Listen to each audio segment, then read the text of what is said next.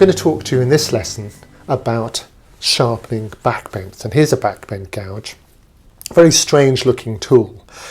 It's one of those tools that you need when carvings get quite complicated, curves are deep, lots of undercutting and so on. So it's not your regular, most useful sort of tool, but when you do need it, you need it. The best way to consider it is as a spoon gouge or a short bent gouge, but with the gouge part, the actual cutting edge, upside down. I'd like to have a look at a few more different sorts of gouges, and I'll show you exactly where we use them, and then I'll go on to the sharpening. Here are some fairly typical backbent tools. And you can see that again, like most carving tools, makers have different ways of putting in the bends. Let me show you these tools here. Now these are ones that I've altered myself from the original, and that's because the bend that it came with couldn't get into where I wanted, so I've added that sort of crank. And look at this one's a really weird one. This has got a sort of second crank. It was for a particular job that I really couldn't get the tool in without altering the shape. And here's yet another one, and that's just got a single back bend. So it started off as a fishtail gouge, and I changed the shape like this. So that's the thing about back bends. They're specialised tools for when you really need them. But let me show you exactly where I might use them. Here's a carving of a couple of vines twining about each other. What I want you to do is carve like this and round here and underneath, like so. But this vine here interferes with the blade as it goes round, so I'm limited to how far I can go round. But with a backbent tool like this, used in that way, the crank enables that to come right round and underneath, like this. So I can get much more and clean up in here, much more easily with that crank. Look, right round there. Here's another example where the backbent comes into its own. When I'm coming round here, we're okay with the bevel down, but when I have the tool upside down so I can keep the curve in this direction, like so, I can't really get round that corner.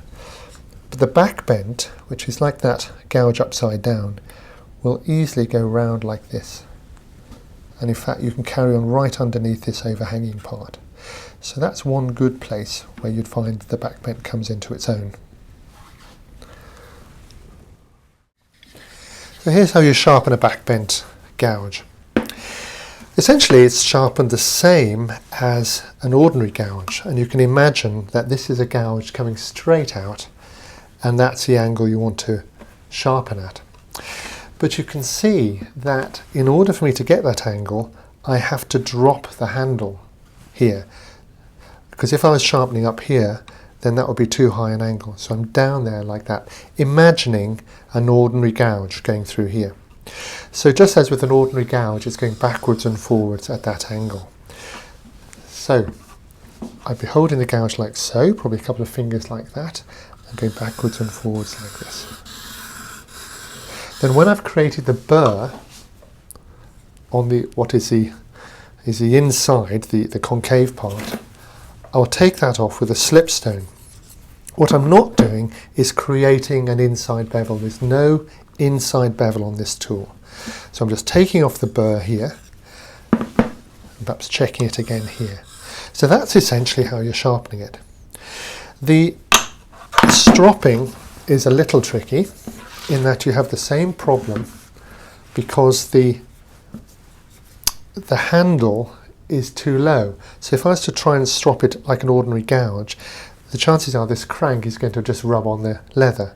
So what I do is I actually strop with the handle hanging over a little bit to one side. So I'm actually stropping at a sort of skew like this. And then I would do it on the other side as well to make sure I cover the corners. But on this tool, mainly what I do is I would strop the inside like this. So there's no inside bevel, but I would be stropping the inside more than the outside. And that's really how to sharpen the backbent gouge.